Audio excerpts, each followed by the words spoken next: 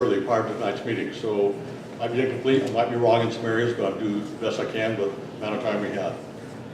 There are lots of zones and ordinances, areas set aside for apartments, neighborhoods, residences, commercial buildings, parks, rural residences, schools, etc. What I saw immediately in this ordinance, as a student of general planning, is you're immediately thrusting commercial activities and sales zones in literally every land activity that you can find in the county, not adhering to the Plumas County plan at all. Neighborhoods are not for commercial activity growth, nor are rural residential areas, which is prevalent throughout the county. This ordinance is completely disregarding private persons' rights to a safe and peaceful living environment. Commercial grows need to be only in areas that are specifically designated for commercial cannabis grows. You cannot force yourself into neighborhoods. Commercial grows are coming into where we live. We are not going into commercial grows. You don't have to have commercial cannabis here. If a person does not want to abide by additional laws, taxes, and regulations to protect the residents, fisheries, wildlife, and water quality of this county, then you don't have to have a commercial grow. You're still going to have your 6 plants. That's fine. It's as simple as that. Every month. Let me make one thing perfectly clear here. There will be water pollution. There will also be destruction of fisheries and wildlife. Recent Calaveras County history shows that for every legal grow, there are 2 illegal grows. There were allowed illegal grows 2 years ago. If you're going to have this industry, you must fund the cleanup of the illegal grows that will accompany them. Much like oil companies must fund administration and cleanup of oil spills. There's no doubt in my mind that if this ordinance takes place, the vast majority of commercial growers will be absentee owners. If you look at the land transactions that have taken place in the last 2 years, the people that have LLCs from New York, Montana, Detroit, Humboldt County are buying up the land around here right now. It's going to be absentee ownership. They are only into it for the money and no concern for local and county infrastructure, i.e. schools, law enforcement, roads, libraries, parks, etc. There will be no sales tax coming into the county because marijuana products will be sold out of county. Therefore, a canopy tax must be incorporated into the ordinance. I propose something that's a little less than what we have to pay for our gas down here at the local gas station. I heard a lot of shuffling and laughing and poor Ralph over here. I propose double, he says. I think it should be $48, $750 a plant. My figure for 3,000 plants worth $3,000, make a profit of $2,250, charge $750 tax on that. That, if you want to make it a utopia and have a regulation and have a solid law enforcement, make this a good solid community, you got to fund it. If you don't want to do it, don't have to do it. So, and then obviously on the public comment, we have 3 minutes here, but we also have, you can submit that. Okay. Okay, I have mine is 2 pages. I'll go through it real fast. Thank you. But yeah, it has to, I have to limit everybody to 3 minutes because it's be kind of this balance thing. Did someone want to loan me 2 minutes for other time? I do finish it. No. All right. Thank you. I appreciate it. All right. Okay. I'm a retired California State Fish and Game Warden. I eradicated my first illegal grow of marijuana 32 years ago. In my career, I never saw a single clean grow. Death and destruction of fisheries and wildlife accommodates every single grow I encountered. Terrible, painful deaths by animals by snares, pesticides, firearms, and poison. Last year at Squirrel Creek, okay, I'll make it shorter on that, but you have, I see the other side of what's going on here, the other side of the coin, what's left over. You got huge commercial grows, what's on the outside of it. Nothing is being addressed here. You're addressing the fisheries and the wildlife, procedures for storing on that. Okay, within months of allowing commercial grows in Calaveras County 2 years ago, there's a triple murder inside a grow. Crime will increase in Plumas County as a result, that have been given. Home invasion for the cash is more than a possibility. It will become a reality. With the current ordinance, organized crime cartels will become prevalent. No question. They're chomping at the bit. Currently, they're held at bay in the backwoods because of current laws. When commercial grows are allowed, they will be out there front and center. All this is more than it was worth. Okay? After Calaveras County allowed commercial grows, it became a destination for criminal growers who had no interest in operating in the local marijuana economy. Last year, Calaveras County, in the first year, there's a little bit larger county, had 73 arrests by the Sheriff's Department directly related to the growing. I wonder how many pit bulls are going to be showing up here in the next 2 years if this is allowed. Anyway, I'm going to say no commercial grows allowed in this county. Destroying other counties around us, if somebody will do it.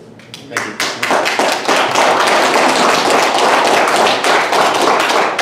Okay, thank you. Any other public comment?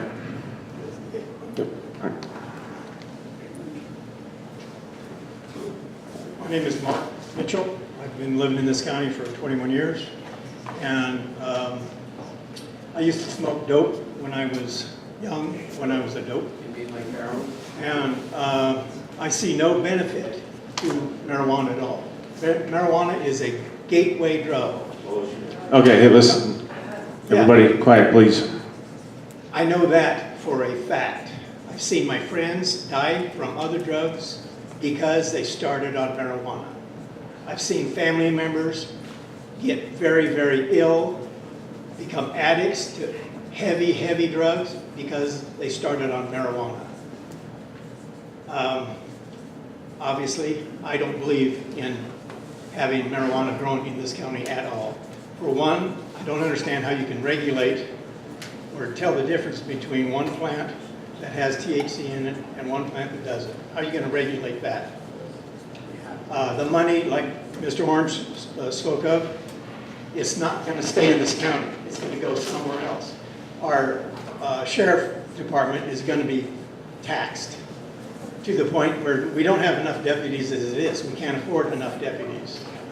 Where are we going to get the money to support that? Where are we going to get the money to support the medical issues arrived from drug usage? Marijuana is a drug, and at least other drugs. We've got a town full of people here that don't have any teeth in their head, and it's not because of marijuana. Okay, quiet, please. It's not because of marijuana, but I bet 99% of them started on marijuana.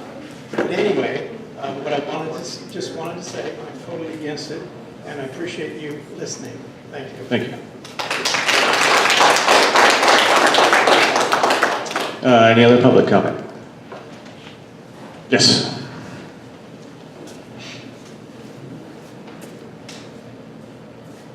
Thank you for this opportunity. My name is John Evans, and I was a nurse practitioner here in Plumas County from the early 1990s.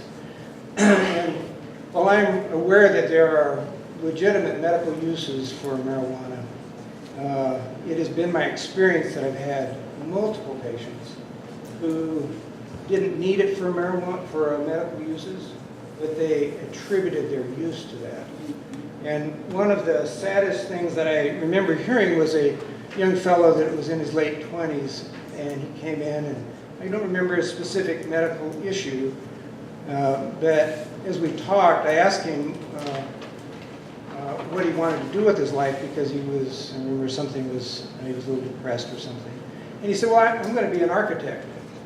And I thought to myself, here he is in his late 20s and he hasn't done anything yet. So we got to talking about, well, what do you do during your day? And he said, well, I use marijuana and I play video games. And I said, well, where were you going to go to architect school? He said, Chicago. I said, when were you going to do this? And he says, well, I'm not really sure. I need to get some money and some funds and stuff to do that. And as we talked, it was very aware, very apparent that this is what he'd been doing since into his high school years, was using marijuana and hoping that someday he would accomplish something. And he was just wasting his life away.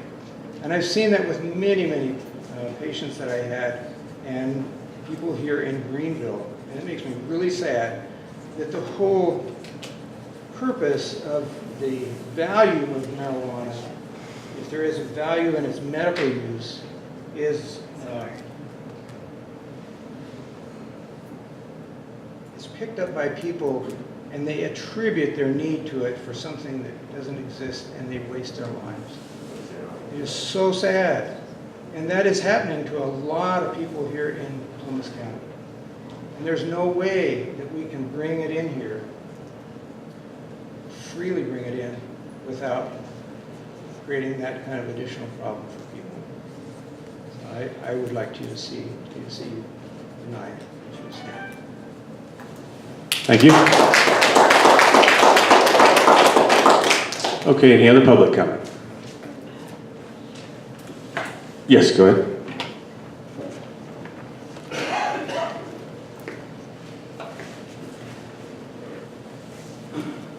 My name is Matt Phillips. I moved here 2 years ago with family. The two most common complaints that I hear is, one, we don't want outsiders, and two, we can't afford to stop anyways. But those are the two most common problems. We can't allow no grow if we can't stop people from growing. We already can't stop people from growing. And if we don't want outsiders, we can't limit the smaller grows because that will only allow outsiders to come in and grow. Thank you. I believe I saw somebody back there, their hand up.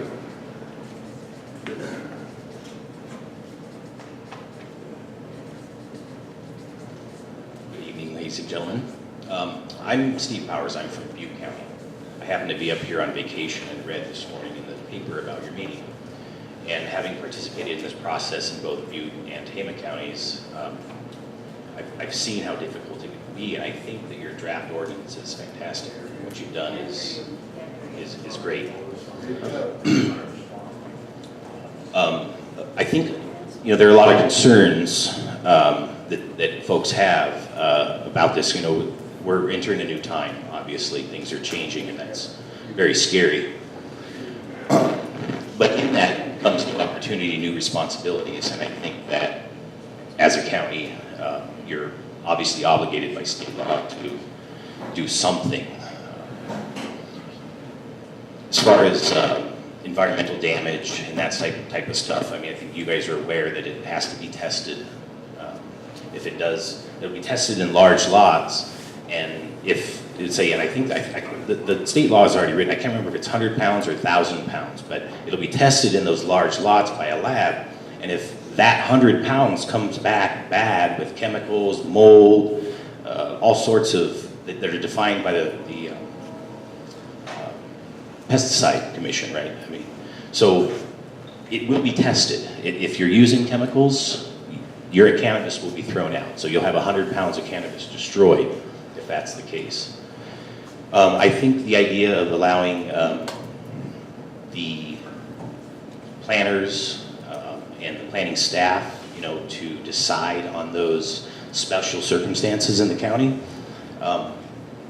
We do have a lot of areas in the county that are designated residential, or you have a lot of areas, but those areas aren't developed. You can go all over the place in these residential areas, all over the county, and there aren't houses in there, or there's lots where somebody could buy 3 of them and have a space on each side of them.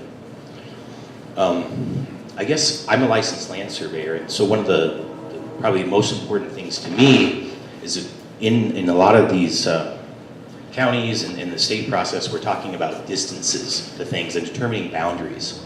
And the only person in the state of California that can determine a boundary is a licensed land surveyor. No enforcement officer, not the sheriff, nobody else. So when we're talking about these distances, and the reason I bring it up is I think it's going to create an opportunity for perhaps lawsuits in the future. If I'm 200 feet, well, how do you know I'm 200 feet? Well, the sheriff said. Well, the sheriff can't say, only a surveyor can say.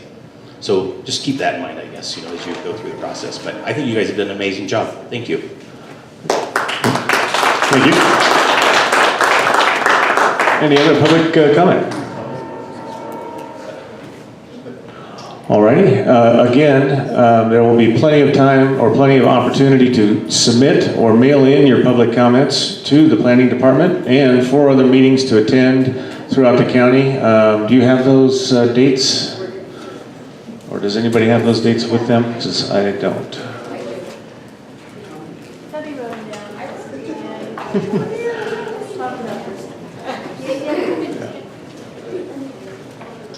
Okay, yes, we've got July 13th at the fairgrounds. Oh, yeah, that's a CDFA meeting. And then July 20th will be at the Chester Memorial Hall. These are all 6 o'clock times. July 27th in Gray Eagle. I believe that's at the Fire Hall. Mohawk Resource Center. August 3rd in Portola, to be announced there. And then August 17th at the Quincy Mineral Building at the fairgrounds. And again, all these times are 6 o'clock. And they will be posted. And again, thank you all for coming. And have a nice evening.